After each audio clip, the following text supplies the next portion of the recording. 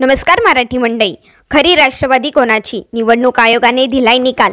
तर याबाबत सविस्तर जाणून घेण्यासाठी व्हिडिओ पूर्ण पहा आणि जर आपल्या चॅनलला अजून सबस्क्राइब केले नसेल तर लगेच सबस्क्राइब करून घ्या. 2 जुलै 2023 रोजी अजित पवार राष्ट्रवादीच्या 8 आमदारांसह शिंदे सरकारमध्ये सामील झाले. आपल्यासोबत राष्ट्रवादीच्या 40 आमदारांचा पाठिंबा असल्याचा दावा त्यांनी केला. आघाडी सरकारमध्ये अजित पवार यांना उपमुख्यमंत्री करण्यात आलं. बंडखोरी केल्यानंतर अजित पवार यांनी राष्ट्रवादीत बहुमत असल्याचा दावा केला होता.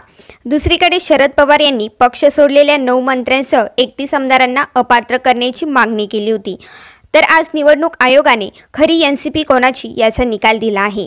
अजित पवार गट हीच खरी एनसीपी असल्याचा निर्णय देण्यात आला आहे. निवडणूक आयोगाने शरद पवार यांना नव्या राजकीय पक्षासाठी 3 नावे देण्याचा पर्याय देण्यास सांगितले आहे.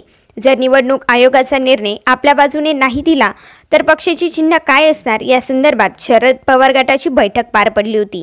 तर याबाबत तुमचे मत आम्हाला नक्कीच कमेंटमध्ये सांगा आणि व्हिडिओ पाहिल्याबद्दल धन्यवाद.